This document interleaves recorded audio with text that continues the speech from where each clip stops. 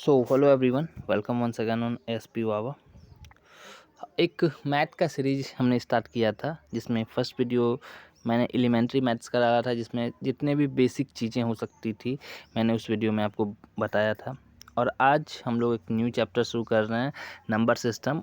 और ये वीडियो जो है ना, कॉम्पिटिटिव एग्ज़ाम जिस सब्जेक्ट में मैथ्स आते हैं, 5-10 नंबर के नहीं, 25 नंबर, 30 नंबर, एसएससी सीजीएल हो गया, बीएसएससी सीजीएल हो गया, बीएसएससी इंटर लेवल एग्ज़ाम, ये सारे एग्ज़ाम जो भी होने वाले हैं जून जुलाई अगस्त के आसपास। और उसके बाद अभी जो 10 दिन बाद 12 दिन बाद एईडीओ एग्ज़ाम होना है, उन सब में ये वीडियो बहुत इंपॉर्टेंट रहने वाला है।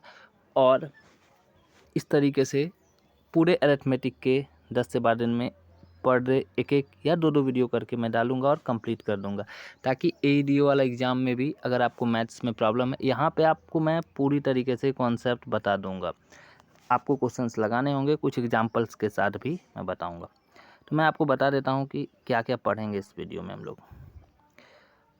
यहाँ पे हम अब देखा हमने number system, natural number, rational, irrational, उसके बाद प्राइम, कंपोजिट, को प्राइम, ये सारा चीज़, ट्विन प्राइम क्या होता है, उसके बाद सम ऑफ नंबर कैसे करते हैं, फिर हम लोग डिजिट रिवर्स कॉन्सेप्ट सीखेंगे, फिर डिविजिबिलिटी सीखेंगे, फिर sum of square of n natural number cube वाला, और फिर एन और नेचुरल नंबर्स, ये सारा चीज़ देखेंगे। उसके बाद हम लोग डिविजिबिलिटी सबका रूल पढ़ेंगे, ठीक है। ये सब से बहुत सारे क्वेश्चंस आते हैं। अभी मैं बस बता रहा हूँ क्या क्या पढ़ेंगे। आप डिविजिबिलिटी ऑफ 6 क्या होता है, डिविजिबिलिटी ऑफ 7 क्या होता है, तो ये सारा चीज़ हम लोग देखेंगे। उसके बाद सब इम्पोर्टेंट एक्सप्रेशन हम लोग देखेंगे। हाँ, ये सारे कॉन्सेप्ट को हम लोग देखेंगे, ठीक है। उसके बाद हम लोग देखेंगे रिमाइंडर थ्योरम, ठीक है। ये फॉर्मेट्स लिटिल थ्योरम जो है, इसको भी हम बताएंगे।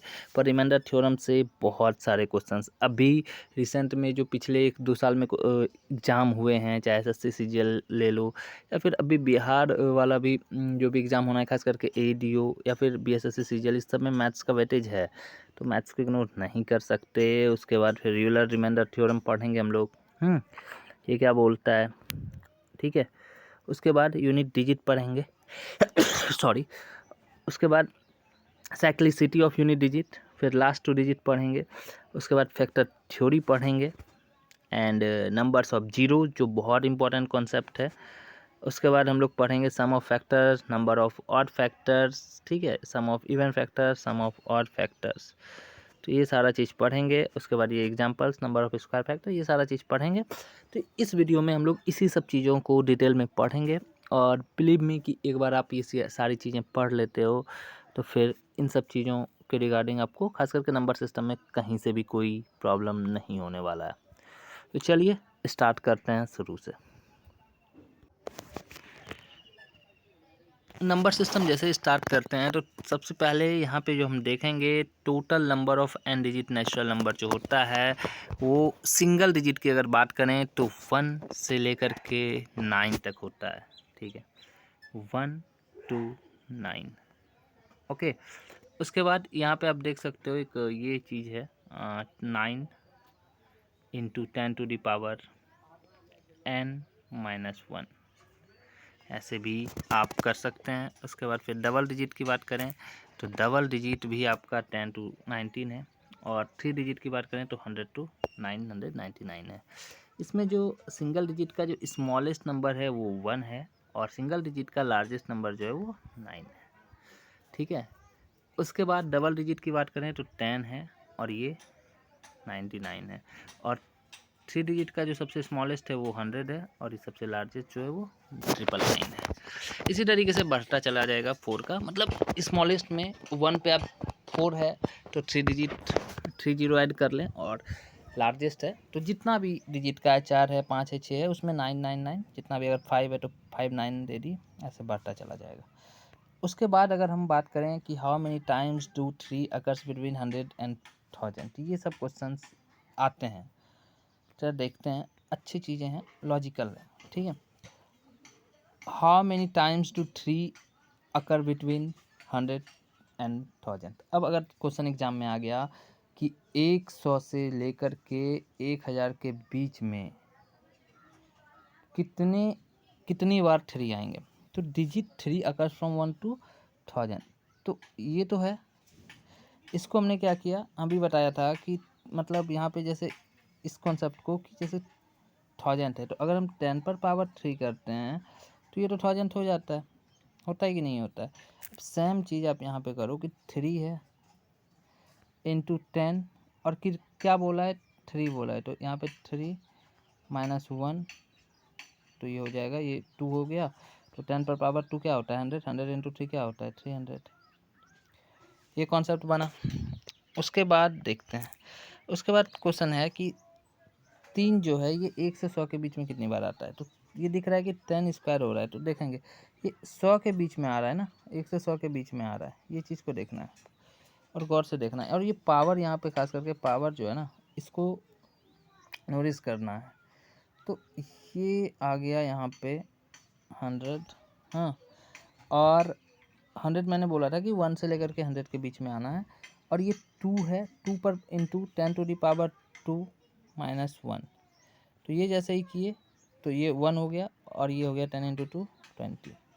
अब यहाँ पे एक और क्वेश्चन माइंड में आ सकते हैं, वो है कि 100 से 1000 के बीच में कितना होगा। तो ये निकालने की ज़रूरत है नहीं, क्योंकि 1000 वाला हमको पता चल गया था कि ये 300 है, और 100 वाला पता चला था कि वो 20 है। तो इस दोनों को अगर माइनस करते हैं तो 280 हो जाता है। तो ये आपको समझ में यहाँ तक आ गया होगा। नेक्स्ट है, अब ना यहाँ पे हम लोग real number, rational number, integer, whole number, natural number, irrational number, सब चीज़ यहाँ पे इस डायग्राम के थ्रू समझ लेंगे। जो डायग्राम आपको सामने दिख रहा है इसके थ्रू हम सब चीज़ समझ लेंगे। यहाँ पे इसको कट कर देते हैं, ठीक है। अच्छा, एक चीज़ और बोला है कि except 0 and 1 occurs m into 10 to the power m minus 1 times from 1 to 10 to the power m। इसको समझेंगे, पहले ना रियल नंबर समझते हैं। तो ये रियल नंबर जैसे ही हम स्टार्ट करते हैं, आप क्लास 9th में ही पहला चैप्टर है, अगर आप 9th को अच्छे से पढ़े हो। और एक चीज़ मैं आपको और बता दूँ इस वीडियो में कि ये हवा बना के रखा हुआ है कि इस बुक से पढ़ो, इस टीचर से पढ़ो, ऐसे पढ़ो। बिलीव मी, अगर आप 9th-10th के बेसिक मैथ्स को अच्छे से कवर कर लेते हैं और खुद से सेल्फ स्टडी करके क्वेश्चंस लगाते हैं तो वही सफिशियंट है, ना कि आप बहुत बड़े बड़े टीचर से पढ़ रहे हैं। कोई ज़रूरत नहीं है। आप मेरे यूट्यूब चैनल के पोस्ट सेक्शन में जाइएगा, वहाँ पे मैंने कुछ चीज़ें को ढंग से लिखा है और एक्सप्लेन किया है, और आप उस चीज़ों को अगर पढ़ेंगे तो शायद कहीं ना कहीं और अच्छे तरीके से चीज़ें क्लियर होगा। तो देखिए, रियल नंबर जो है ना, वो रैशनल और इरेशनल दो टाइप का होता है। यहाँ पे देख लीजिए, रैशनल और इरेशनल। रैशनल का जो डेफिनेशन होता है वो the number which is in the form of p by q के फॉर्म में होता है, where q does not equal to 0। q जो है 0 नहीं होता है। एग्जाम्पल की बात करें अगर, तो एग्जाम्पल आप कुछ भी ले सकते हो, 5/3, 3/5, 7/9, कुछ भी, बट 7/0 नहीं होगा। ये चीज़ आप नहीं कर सकते हो, ठीक है। उसके बाद ये चीज़ें हैं इरेशनल नंबर, उसको सेम चीज़ें हैं कि p/q के फॉर्म में होगा, और इसमें भी जो है q does not equal to 0 होगा। बट डिफरेंस क्या है भाई, तो ये जो है ना p/q के फॉर्म में सबसे पहले तो ये होगा नहीं। दोनों को डिफ्रेंशिएट यहाँ पे मैं करवा देता हूँ आपको। तो इरेशनल की बात कर रहे थे, तो इरेशनल जो है, अगर रियल नंबर और रैशनल और इरेशनल की बात करेंगे, तो इस दोनों में जो डिफरेंस है ना, वो गौर से अगर देखोगे तो ये p/q के फॉर्म में है और वो p/q के फॉर्म में नहीं है। और ऐसे भी बोल सकते हैं कि इरेशनल को हम ना तो फ्रैक्शन में लिख सकते हैं, इरेशनल को ना तो हम फ्रैक्शन में लिख सकते हैं और ना ही हम रेशियो में लिख सकते हैं, ठीक है।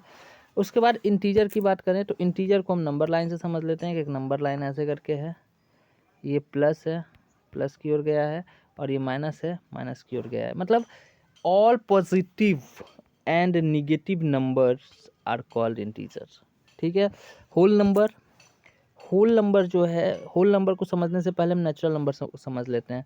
तो नेचुरल नंबर क्या है, तो all counting number is called natural number. और होल नंबर क्या है, होल नंबर, तो ऑल नेचुरल नंबर, जितना भी ये नेचुरल नंबर है together with 0 is called whole number, ठीक है। आप अगर इसका नोट्स बनाना चाहते हो तो आपको PDF मिल जाएगा, इसलिए आप अभी वीडियो में देख के कुछ भी कॉपी में मत लिखिए। अगर आप बिगनर हैं या फिर आपने कहीं से और भी पढ़ रखा है तो यहाँ से बेहतरीन तरीके से कॉन्सेप्ट समझा दिया जाएगा। आपको PDF भी हमारे टेलीग्राम चैनल पे मिल जाएगा। तो आप बस ना मैं जो बता रहा हूँ उस चीज़ों को सिर्फ अपने दिमाग में एकदम क्लियर, माइंड को क्लियर कर लो। कुछ भी माइंड में आ रहा है ना XYZ बातें, तो उसको भी निकाल लो, क्योंकि मैथ्स में ऑलरेडी बहुत सारे एक्स देखने को मिलेंगे। ठीक है, तो आगे समझते हैं चीज़ों को। आगे है ये देखिए डेफिनेशन यहाँ पे लिखा हुआ है। हाँ, तो चलिए डेफिनेशन भी आपको हम इससे भी समझा देते हैं कि इफ़ अ नंबर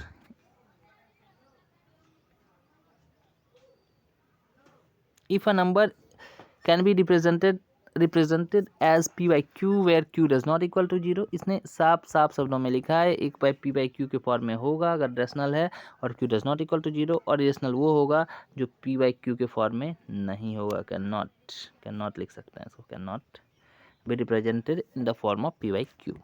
तो ये डेफिनेशन है, आप चाहो तो लिख सकते हो। रेशनल और रेशनल आपको समझ में आ गया, तो हम आगे चलते हैं चीज़ों को लेके। एग्जाम्पल यहाँ पे दिया हुआ है, आप एग्जाम्पल देख सकते हैं। यहाँ पे ये ऊपर वाला जितना भी है ना 3/1 है या 3/5 है, मैंने ऑलरेडी आपको बताया था 6/7 है, 5/5 है, -1/4 है, -3/9 है, ये सारा का सारा रैशनल नंबर है, रैशनल नंबर। और ये √2 यानी 1.414 √3 1.732 √5 √6 √7 जो इरेशनल का सबसे आसान तरीका पहचानने का क्या है, अगर आपको याद नहीं है तो वो ना तो फ्रैक्शन वाले फॉर्म में होगा ना तो रेशियो वाले फॉर्म में होगा। इससे इजी इसको पहचानने का और कोई रास्ता नहीं है। उसके बाद sin30 जो है, sin30 आपका अब क्वेश्चन आ सकता है कि sin30 रेशनल है या इरेशनल। अब दिमाग खराब, बहुत बेसिक चीज़ें मैं समझा रहा हूँ। sin30 रेशनल है या इरेशनल, देख लिए फ्रैक्शन वाले फॉर्म में है यानी कि ये रेशनल है। sin60 में √3 आता है, √3/2 यानी कि ये इरेशनल है। ये क्वेश्चन अगर अचानक से आपके एग्जाम में दिख गया ना तो इतना इजी क्वेश्चन आपका दिमाग खराब कर देगा।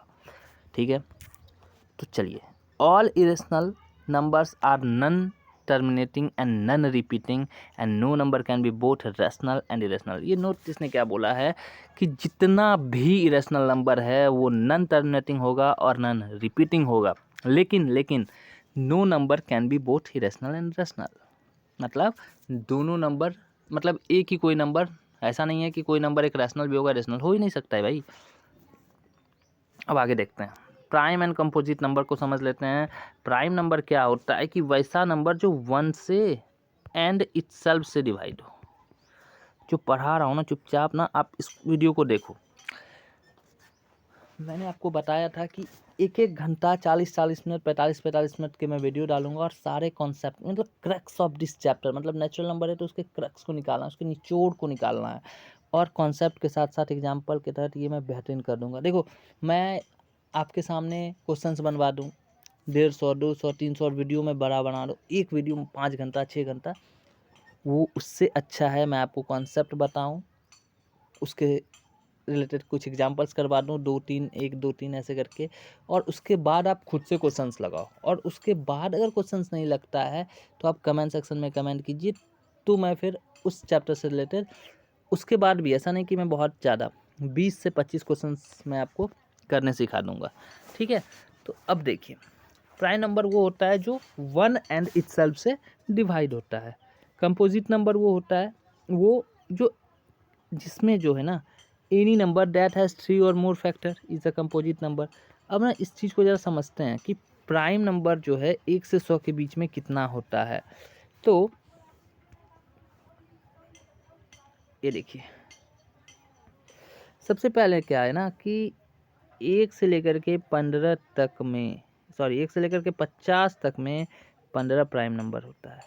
ठीक है, और 1 से लेकर के 100 के बीच में 10 होता है, और अगर 1 से लेकर के 100 के बीच में देखा जाए तो फिर आप ऐड कर लो, 15 + 10 25 होता है।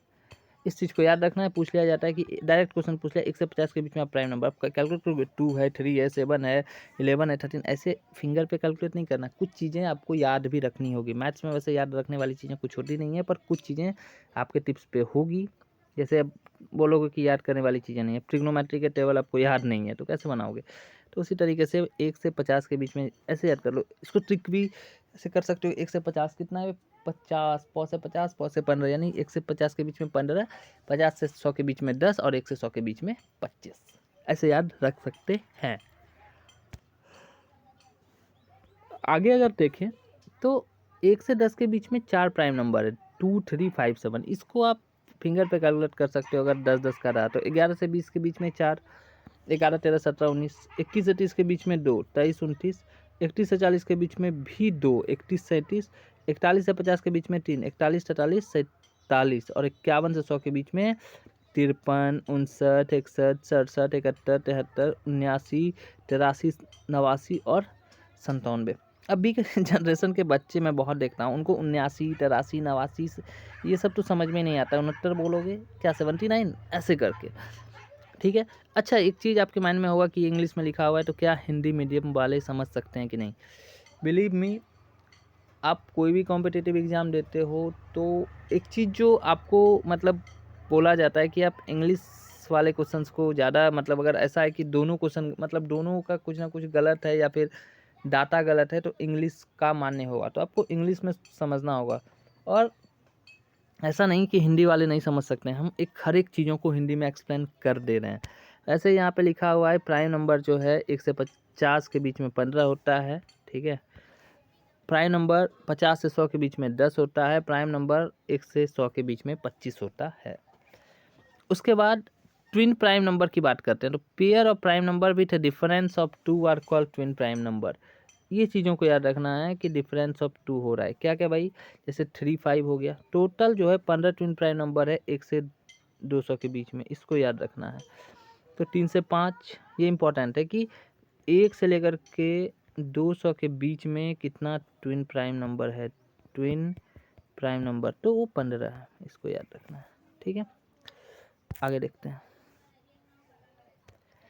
आगे क्या है।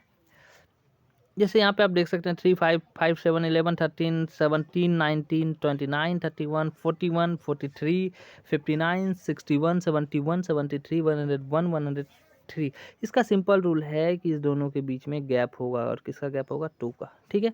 आगे देखते हैं परफेक्ट नंबर क्या होता है। ए number is a positive integer. Perfect number is a positive integer which is equal to the sum of its positive divisor excluding the number itself. जैसे 6 इज ए परफेक्ट स्क्वायर, 1, 2, 3, 6। अब जिस इसको add करना है sum of factor excluding 6, तो क्या 1, 2, 3 मिलके 6 हुआ तो ये परफेक्ट स्क्वायर होगा। मतलब वो बोल रहा है कि इसको पहले देखना है कि फैक्टर क्या क्या है, और जो नंबर है ना उसको छोड़ देना है। सम ऑफ फैक्टर में क्या होता है, excluding 6, excluding 6 that means what, जो नंबर इटसेल्फ है उसको हटाना है, तो 6 तो बाकी 3, 2, 5, 1, 6। अब 27 देखते हैं।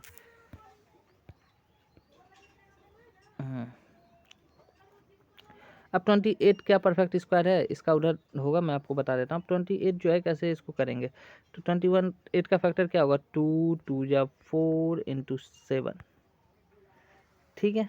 ऐसे करके लिख सकते हैं कि नहीं लिख सकते हैं। क्या क्या फैक्टर हो सकता है, 1 हो सकता है, 2 हो सकता है, 4 हो सकता है, 7 हो सकता है, 14 हो सकता है और 28 हो सकता है। तो 28 को पहले ही रिमूव कर दिए, तो 14, 7, 21, 4, 25, तो 27, 28, यानी कि ये परफेक्ट स्क्वायर भी 28 भी होगा, ठीक है।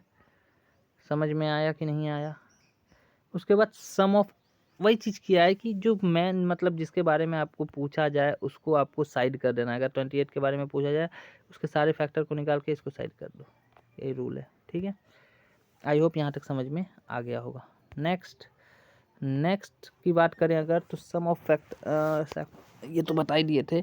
उसके बाद परफेक्ट स्क्वायर उसी तरह से बात करें तो 28 है, 496 है, 8128 है,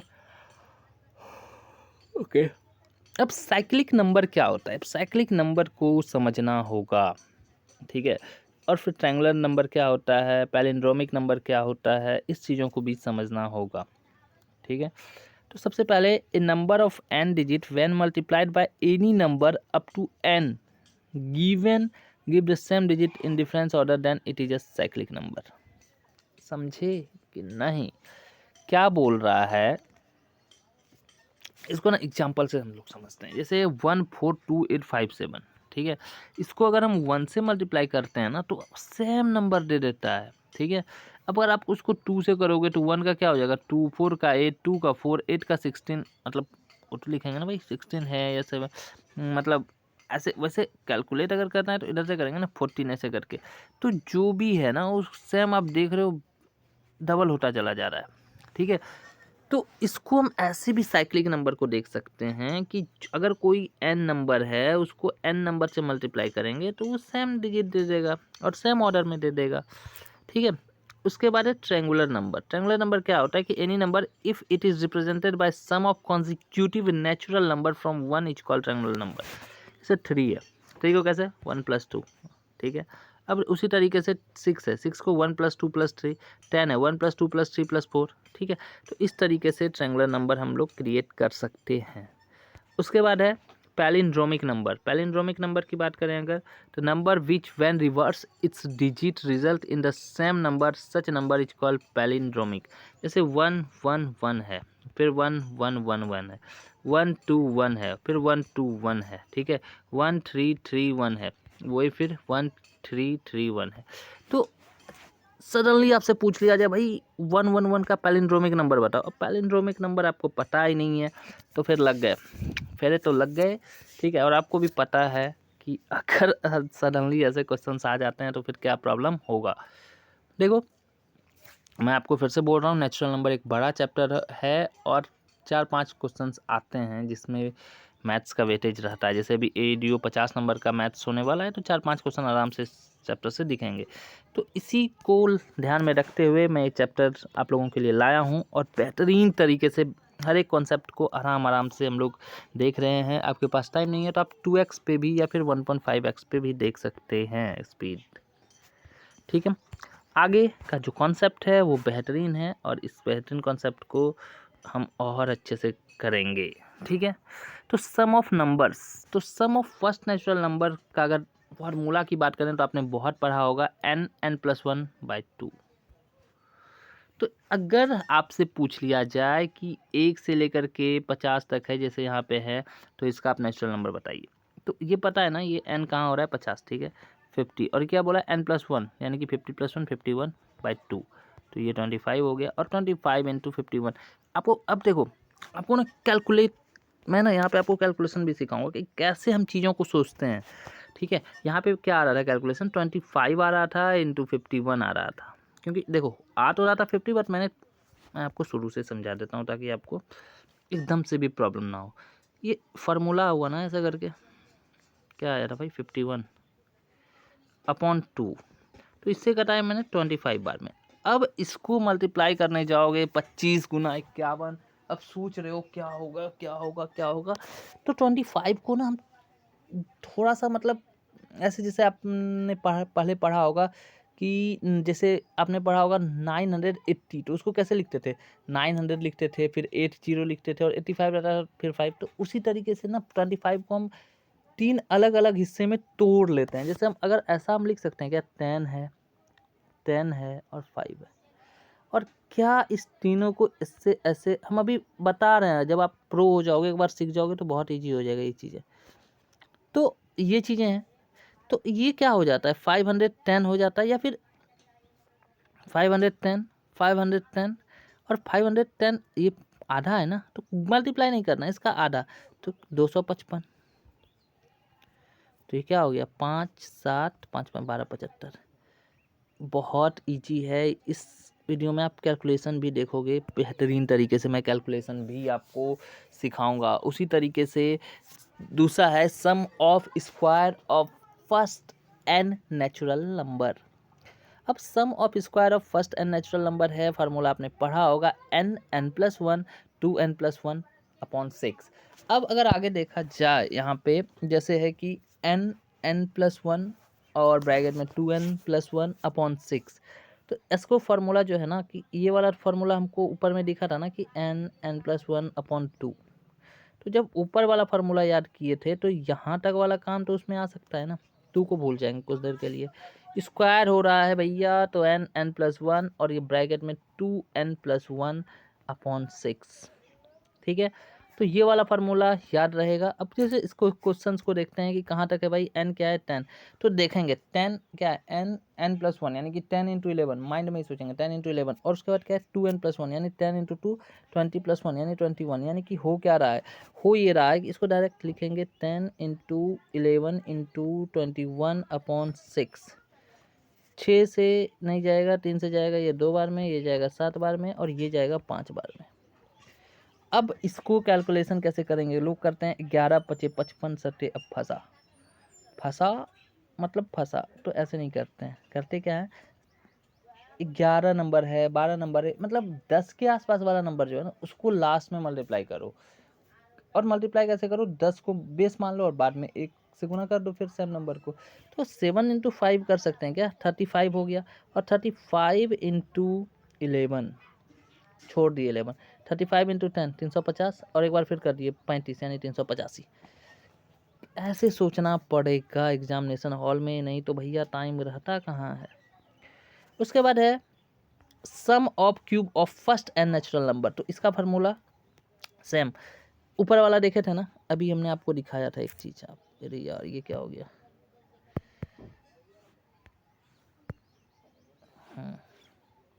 अभी मैंने आपको दिखाया था सम ऑफ, एक minute, sum of first n natural number अभी मैंने आपको दिखाया था, n + n × n+1/2, यही वाला क्यूब में रखना है भैया, खाली स्क्वायर कर देना है। सेम देखो ये लिंक करके पढ़ेंगे याद रहेगा। जैसे मैंने अभी आपको स्क्वायर वाला को कैसे बताया था, यहाँ पे sum of first n natural number को कैसे स्क्वायर वाला में बताया था। अब आंख बंद करके सोचो क्या है भाई, sum of first n natural number का n+1/2। अब ना इसके साथ आप क्यूब वाले को याद कर लो कि सम ऑफ जो है cube of first n natural number, तो सेम फार्मूला रहेगा n × n+1/2 पर उसमें स्क्वायर कर देना है। और अगर स्क्वायर वाले में क्या था, तो स्क्वायर वाले में क्या था कि n+1 और फिर 2n+1/6, ऐसे करके याद बार बार बोलोगे 2-4 बार तो याद हो जाएगा, और उसके बाद फिर लिख लीजिएगा। उसी तरीके से नंबर है 9 तक नंबर दिया। और ना आपको एक चीज़ बता देते हैं कि 1 से लेकर के 50 तक स्क्वायर आपको याद होने ही चाहिए, और कम से कम 1 से लेकर के 30 तक के क्यूब। अब जैसे इसमें भी बहुत सारे तरीके हैं, बहुत सारे ट्रिक्स हैं, और इजीली याद हो जाएगा। जिसको याद नहीं होता है आप बताइएगा, एक वीडियो में स्क्वायर का 20 से 25 मिनट का बताऊंगा, जिसमें पूरी तरीके से स्क्वायर आपको उस वीडियो के बाद याद हो जाएगा, और फिर एक वीडियो उसी तरीके से 20-25 मिनट का क्यूब का, जो मैं उसी तरीके से आपको वीडियो में याद करवा दूंगा।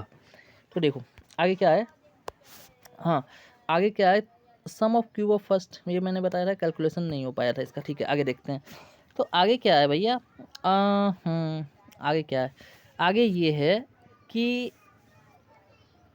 1 क्यू है प्लस 2 क्यू है, और फिर लास्ट में n, मतलब n का, अच्छा n बहुत लोगों को ये समझ में नहीं आएगा, तो n जो लास्ट वाला है उसी को कहते हैं। तो सेम फार्मूला लगाए n n+1/2, और ये होल स्क्वायर है ना। तो देखो गौर से अगर आप देखोगे इसी चीज़ को, तो ये स्क्वायर जो है ना ये किसी के ऊपर नहीं है। अब गौर से देखोगे ना तो ये ब्रैकेट के बाद है, यानी कि पहले सारा खेल इस ब्रैकेट के अंदर में हो जाएगा, और जो फिर वैल्यू बचेगा उसी को हम स्क्वायर करेंगे। इस चीज़ को अच्छे से समझना होगा। तो गौर से देखें, n है तो 9 है, और इंटू n+1 यानी 10 हो गया, अपॉन 2 है, और ये स्क्वायर है। तो ये हो गया क्या, इसको इससे कर दिए 5, यानी 45 का स्क्वायर बोला है। अब 45 का स्क्वायर अगर याद है तो अच्छी बातें हैं, और अगर याद नहीं है तो भी बहुत बुरी बातें नहीं है, क्योंकि इसका स्क्वायर निकालने का बहुत सारा तरीका है। एक तो पहले जो बेस फॉर्म है उसको पूरे मल्टीप्लाई कर दो 25, और फिर 5 × 4 कर दो 20। एक तो ये हमको दिख रहा है तो ऐसे कर लिए, या फिर अगर आपको स्क्वायर याद होगा तो एक चीज़ आपने पढ़ा होगा कि अगर ये 41 से लेकर के 49 के बीच में नंबर है तो आपको सोचना ही नहीं है। क्या रूल है, 25 है, कितना ज़्यादा है 41, तो 16 ज़्यादा है, और 50 से कितना कम है 9, 9 का स्क्वायर 16 81, ऐसे करके फिर 42 है तो उसी तरह से 17 है, और कितना कम है उससे 8, 8 का स्क्वायर 64, ऐसे करके करते थे। ठीक है, इसका मैं बताऊंगा आपको अगर कमेंट करोगे तो, अगर रिक्वायर्ड रहेगा तो।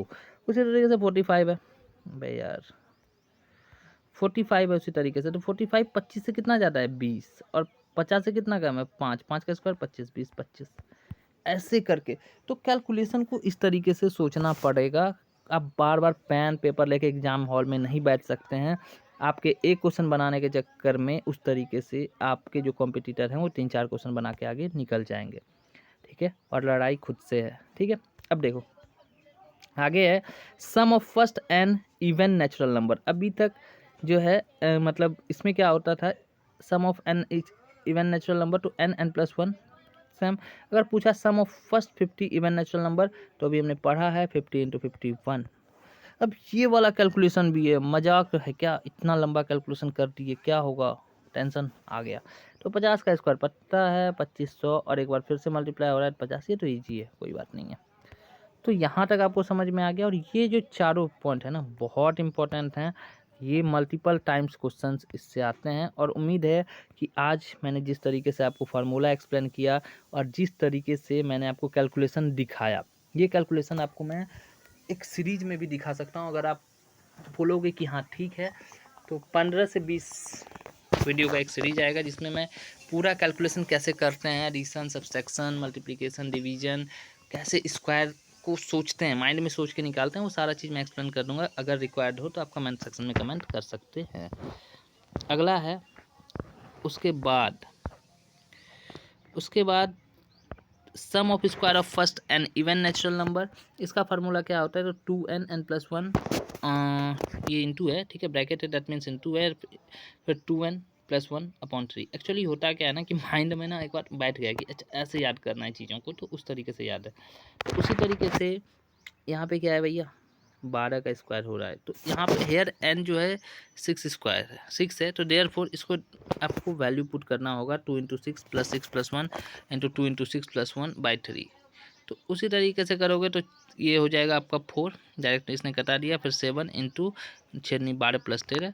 अब देखो मैंने कैलकुलेशन पे भी ध्यान देना है, 4 × 7 × 13 है। अब इसको कैलकुलेट कैसे करेंगे, ये सोचने वाली बात है। 4 × 7 × 13 अब किए जा रहे हैं, तो किसी तरीके से भी करोगे ना तो हो जाएगा। एक तो रीजन क्या है, 7 4 जा 10, सॉरी 4 7 जा 28, और 28 × 13 करना है, तो 13 नहीं किया हमने, 10 कर लिया, 10 जैसे क्या 280 हो गया, और 28 3 जा 84 ऐड कर लिए, 4 16 364। ऐसे भी कर सकते हैं, या फिर 13 7 जा 91, और 19 1 × 4, तो 19 × 4 360, और 1 × 4 4, यानी कि 364। ऐसे भी कर सकते हैं, किसी तरीके से भी कर सकते हैं, कोई दिक्कत नहीं होनी चाहिए, ठीक है। आगे उसी तरीके से बस मैं दिखा रहा हूँ कैलकुलेशन, थोड़ा ना तरीका दिखा रहा हूँ आप लोगों को कि कैसे कैलकुलेशन सोचते हैं। Sum of cubes of first n even natural number की बात करें तो वही है एस है 2n/क्यू। तो फार्मूला क्या हो जाएगा, 2n² और ब्रैकेट में n+1 का होल स्क्वायर। तो यहाँ पे किसका है, 14 तक दिया हुआ है, तो जैसे ही 14 है तो हाफ करना है, यानी n का वैल्यू 7 हो गया। तो फार्मूला क्या है, 2 × n², यानी 7² और इंटू 1 + 7 + 1 का होल स्क्वायर, यानी कि 64 का स्क्वायर। इसको ना फार्मूला से याद नहीं रखेंगे ना, तो ऐसे भी याद रख सकते हैं कि sum of cube of first n even natural number क्या होता है, तो 2n² और n+1², तो 2 7² और इंटू 7 + 1 का स्क्वायर क्या हो जाएगा। यहाँ पे अब इसका कैलकुलेशन मज़ा आएगा, जैसे 2 × 49 है और इंटू 64 है। अब देखो ये वाला, इसको कैसे रीच आउट करते हैं, कैसे कैलकुलेशन इसका करते हैं, समझते हैं। तो 2 × 49 ये तो पता चल गया भैया, ये हो गया हमारा 98, और इंटू 64 हो रहा है। अब करो कैलकुलेशन, माथा खराब हो रहा है कि नहीं हो रहा है, बिल्कुल हो रहा है। लेकिन हमारा माथा ख़राब नहीं होगा, क्यों नहीं होगा, क्योंकि हम SP बाबा चैनल पे आप लोगों को पढ़ा रहे हैं। और अगर आपने यहाँ से पढ़ा है तो आपको कॉन्सेप्ट के साथ साथ कैलकुलेशन कैसे किया जाता है वो भी यहाँ पे बताया जा रहा है, शुरुआती वीडियो 1-2 वीडियो में। और इसी तरीके से हर चैप्टर, परसेंटेज और रेशियो, प्रोपोर्शन और प्रॉफिट लॉस, इसी तरीके से कैलकुलेशन आपको दिखाया जाएगा, ठीक है। तो आपको कैलकुलेशन यहाँ पे आपको कॉन्सेप्ट के साथ बेहतरीन तरीके से सोचने का तरीका मिल जाएगा कि कैसे कैलकुलेशन किया जाता है।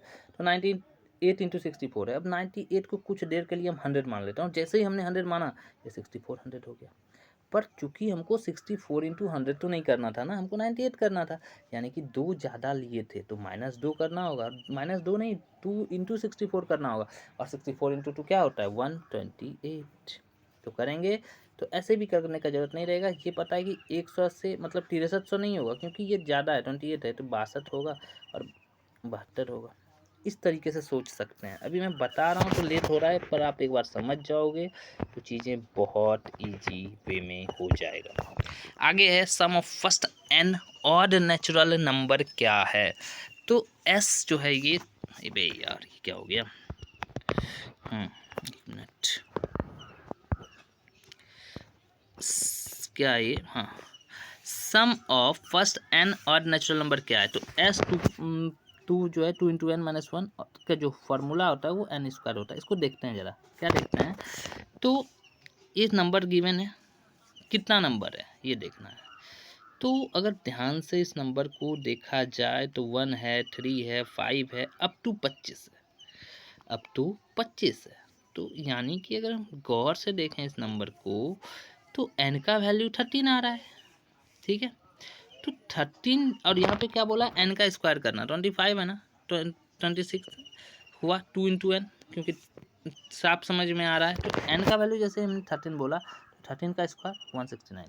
ओके, अगर आपको किसी भी तरीके का परेशानी है तो आप कमेंट सेक्शन में कमेंट कीजिएगा जिस टॉपिक से रिलेटेड। और मैंने ऐसा सोचा है ना कि जिस चैप्टर के कॉन्सेप्ट को मैं आपके साथ डील करूँगा उसके अगर किसी भी चीज़ों में प्रॉब्लम आएगा तो मैं शॉर्ट्स के थ्रू भी आपको एक्सप्लेन करूँगा। Sum of first n odd natural number जो है तो क्या होगा कि 2n-1 का स्क्वायर। फार्मूला क्या होता है कि n 2n-1 और 2n+1/3। अब दिया हुआ एग्जांपल 1 स्क्वायर है प्लस 3 स्क्वायर है प्लस 17 का स्क्वायर है, तो हेयर जो है 2n-1 देखना पड़ेगा, तो 17 है तो 2n यानी कि 18 हो गया ना भाई, और 18 n का वैल्यू निकाल दिए, n का वैल्यू आ गया 9, मतलब फार्मूला पुट कर दिया 9 2 इंटू 9 -1 फिर 2 इंटू 9 + 1, तो ये क्या हो गया 9 इंटू 17 इंटू 19/3। फिर कैलकुलेशन आ गया, और कैलकुलेशन क्या आ गया, हमने 3 को 3 से निपटा दिया। तो अगर देखा जाए यहाँ पे 3 इंटू 17 इंटू 19 आ गया। अब गौर से देखा जाए इसी चीज़ों को तो आप किसी भी तरीके से कर सकते हो। देखो 51 है ना, 51 है, 51 19 है, इसको 20 मान सकते हो, और जैसे ही 20 मानेंगे तो 102 हो जाएगा, 1020 हो जाएगा। पर ये 22 नहीं है, यानी एक बार 51 घटा दो 9, ये तो 6 और 969। मतलब मैंने बस एक बार दिखाया, इसी चीज़ को अलग तरीके से भी बना सकते हैं, इसको हम 19 भी मान सकते हैं तो 361 हो जाएगा। पर 2 ज़्यादा है ना, तो 38 कम कर दिए, तो 38 कम कर दिए कितना हो गया 23, 323, और 323 इंटू 3 969। मैं बस दिखा रहा हूँ कि कैसे सोच सकते हैं चीज़ों को। आगे है sum of first n odd natural number. तो एन स्क्वायर है, अगर फार्मूला देखा जाए तो एस 2 इंटू n-1 का क्यूब है, क्योंकि क्वेश्चन क्या है, sum of first n odd natural number, तो एन स्क्वायर और ब्रैकेट में 2n स्क्वायर -1। तो देखा जाए तो sum of first 10 odd natural number क्या होता है, एन गिवन है ना, first n odd natural number 10, formula value put किए 10 स्क्वायर 2 इंटू 10 स्क्वायर -1, तो ये क्या हो गया 10 स्क्वायर 100, और ये तो इजी कैलकुलेशन है भाई, इसमें क्या बताना, ठीक है, इजी पीजी है ये। अब है मज़ेदार चीज़ें, ये वीडियो शायद 1 घंटा से ज़्यादा बन सकता है, 1.5 घंटा का भी बन सकता है, बट बिलीव मी इस वीडियो को देखने के बाद आपके नेचुरल नंबर के कॉन्सेप्ट और साथ में कैलकुलेशन करने के तरीके नए नए ईजाद होंगे। डिजिट रिवर्स कॉन्सेप्ट क्या है आपको मैं यहाँ पे बता देता हूँ, ठीक है। A 2-digit number can be written as 10x plus y when its digits are reversed, becomes 10y plus x. This concept is also known as digit interchange.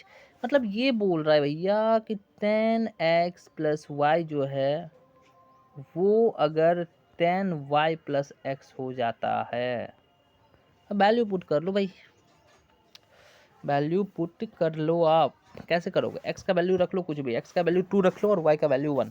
तो x का वैल्यू 2 जैसे रखे तो 10 इंटू 2 20 + 1, यानी ये 21 हो गया, और ये क्या है 10, y का वैल्यू क्या होता है y का 1 रखोगे तो 10, 10 का 10 ही रह जाएगा, 10 इंटू 10, 10 इंटू 1 और प्लस 2 यानी कि 12। तो इसी को कहते हैं, यहाँ पे इसने डिजिट रिवर्स कॉन्सेप्ट, बहुत सारे टीचर्स इसको मिरर कॉन्सेप्ट, इस तरीके से बहुत सारी चीज़ें बताया जाता है। पर कुल मिला के ये है कि कॉन्सेप्ट आपको यहाँ तक क्लियर हो चुका है। और उसके बाद इम्पॉर्टेंट चीज़ें हैं जो है डिविजिबिलिटी, ठीक है। अब डिविजिबिलिटी को गौर से देखोगे ना तो divisibility refers to the ability of a number being divided by another evenly और विदाउट लिविंग अ रिमाइंडर। तो डिविजिबिलिटी कुल मिला के क्या है कि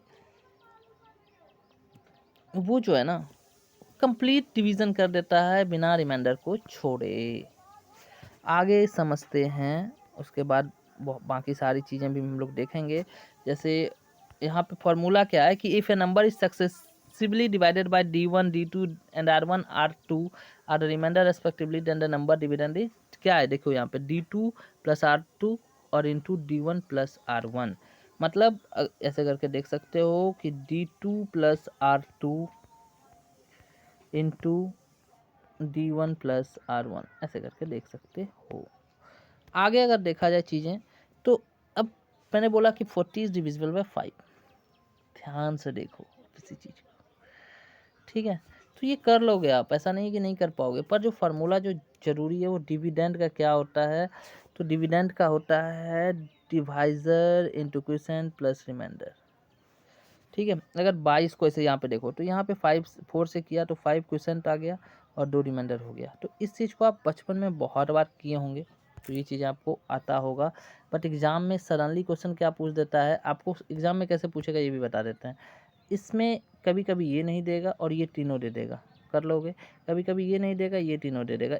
इस 4 में से एक मिसिंग करेगा और वही पूछता है। इस कॉन्सेप्ट से वहीं से क्वेश्चंस आते हैं और ईजी है ये।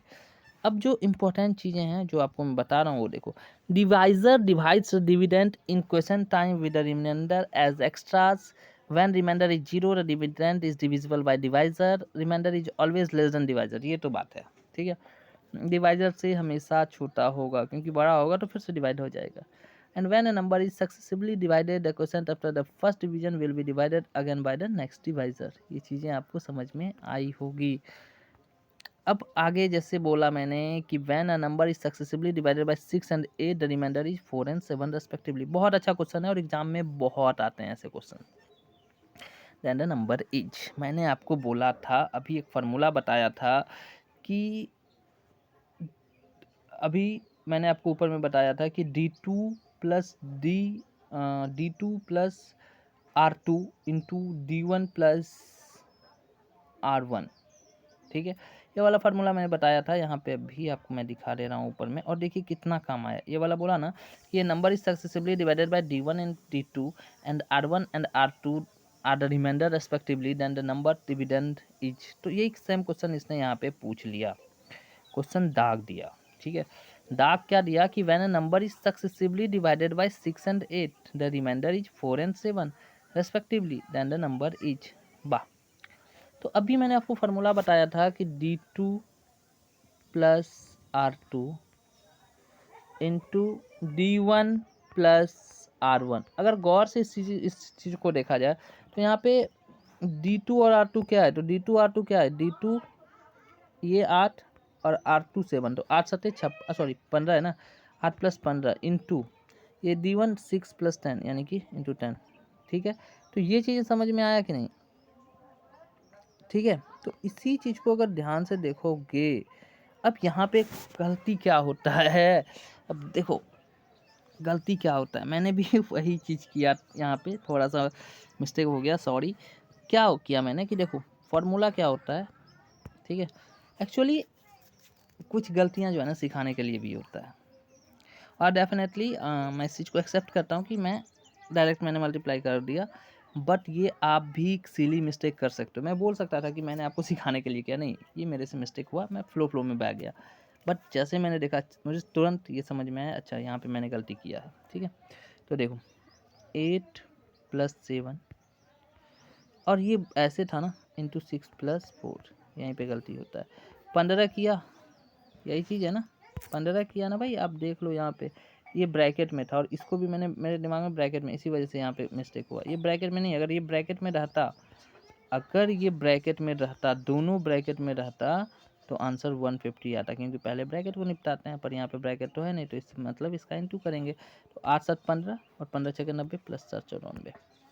यहाँ तक क्वेश्चन क्लियर हो गया। नोट करने वाली बातें हैं, by deducting the remainder from the dividend we get the number completely divisible by the divisor, and step 1 divide the dividend by divisor, and step 2 deduct the remainder which is less than divisor from the dividend, and step 3 to get the desired result we can add the divisor to the result from step 2। ये चीज़ें हैं और चीज़ें मुझे कुछ नहीं है। यहाँ से क्वेश्चंस आपको एग्जाम में 100% देखने को मिलेंगे और उस वक्त अगर दिमाग खराब हुआ तो फिर दिक्कत है। आगे देखते हैं चीज़ों को। अब डिविजिबिलिटी रूल पढ़ते हैं। 2 का बहुत इजी है, जो 2 से एग्जैक्टली डिविजिबल हो। हाँ, और 4 से क्या रूल है भाई? अब देखो, जो 2 से है ना, अब यहाँ पे अगर देखा जाए तो it must have an even number, 0 होना चाहिए, 2 होना चाहिए, और अगर सीधे बातों में बोलें वो 2 से डिविजिबल होना चाहिए। नॉर्मल सी चीज़ें हैं, ठीक है। आपको ये चीज़ें समझ में आई कि नहीं आई? अब देखते हैं आगे। 4 जो है वो 4 क्या है भाई यार? हाँ ठीक है, 4 जो है वो क्या है? वो लास्ट 2 डिजिट इसका डिविजिबल होना चाहिए 4 से। जैसे अगर हम बोले 84 है डिविजिबल, 784 है डिविजिबल, 1628, उधर नहीं देखना है, ये अगर डिविजिबल है मतलब वो डिविजिबल है। ये चीज़ें, अबे यार, ठीक है। आगे देखो, आगे है 8। 8 में क्या है कि लास्ट 3 डिजिट देखना है, लास्ट 3 डिजिट देखना है, मतलब ABC ये देखना है। अगर कुछ भी नंबर यहाँ पे भी दिया हो और पूछ ले ABC, ये ऐसा ABC पूछता कम जाता है, 2 तो मिल ही जाएंगे आपको। अगर मान लीजिए पूछ लिया यहाँ पे 4 है, यहाँ पे 8 है, आगे क्या होगा? कुछ भी रख लो। अगर ये पूछ लिया कि मिनिमम वैल्यू ऑफ B क्या होगा, तो ये 0 हो जाएगा, क्योंकि कम्प्लीटली डिविजिबल है ना, ये तीनों को देखना है। और मैक्सिमम वैल्यू अगर पूछे तो 8 लिख देना। वो मिनिमम मैक्सिमम क्वेश्चंस में दिखाएंगे आपको, so don't worry at all.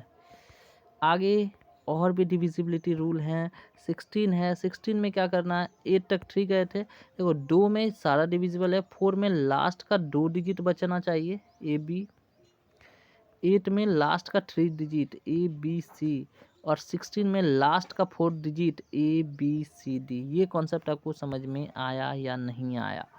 उसके बाद है डिविजिबिलिटी ऑफ 3। डिविजिबिलिटी ऑफ 3 की बात करें तो सारा जो है वो 3 से डिविजिबल होना चाहिए। और 3 और 9 में ये डिफरेंस है कि 9 वाला को 3 कर देता है, पर ऐसा नहीं कि 3 वाले को 9 कर दे। जैसे एग्जांपल लें 21 को 9 नहीं कर पाएगा, पर 9 का ऐसा कोई भी डिविजिबल नहीं है जिसको 3 नहीं कर पाएगा। कोई भी ले लो, 45 कर लेगा, 27 कर लेगा, ये चीज़ें आपको समझ में आता होगा, तो कोई बड़ी बातें नहीं है।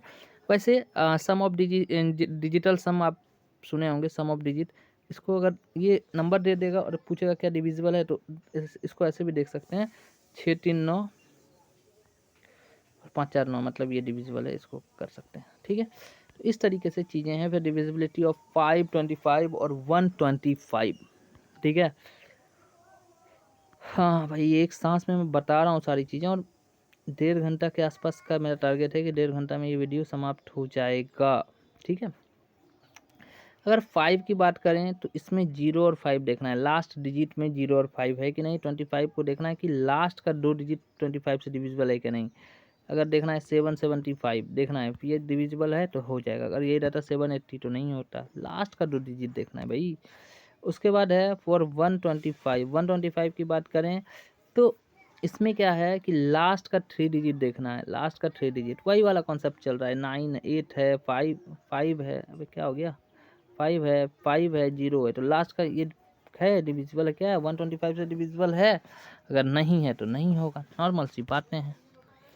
अब आगे है divisibility of 6। If a number is divisible by both 2 and 3 then the number is divided by 6।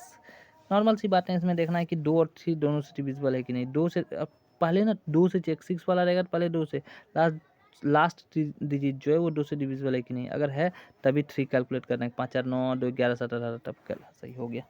अब 7 है और देखो 5 4 2 3 इसमें किसी को प्रॉब्लम नहीं होता है, पर 7 वाले में तो होता है। कैसे देखते हैं 7 को, इसको भी समझते हैं। जैसे 7 को कैसे देखते हैं इस चीज़ को समझते हैं, ठीक है।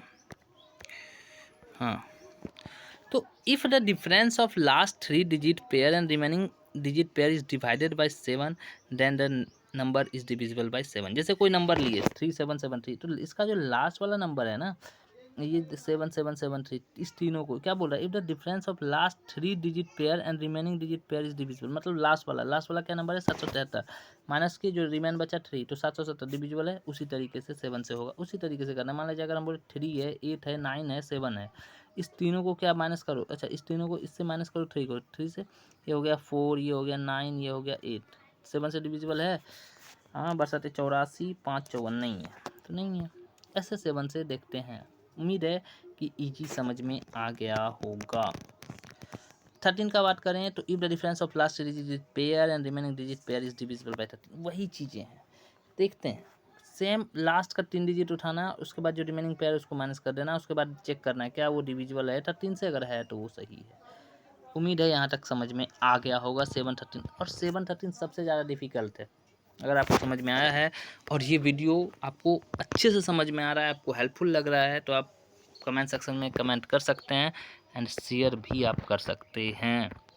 उसके बाद डिविजिबिलिटी ऑफ 10, 2 और 5 मैंने ऑलरेडी बता रखा है, इसमें हम टाइम वेस्ट नहीं करेंगे। उसी तरीके से डिविजिबिलिटी ऑफ 11 है। इसका रूल क्या है कि जैसे ए है, बी है, सी है, डी है, ई है, एफ है, आपको अल्टरनेट पेयर चेक करना है, ए से सी से ई और बी से डी से एफ। इस तीनों को ऐड कर देना है। जो ए को बी को सी को ऐड किए, बी ए को सी को ई को ऐड किए और बी को डी को एफ को ऐड किए।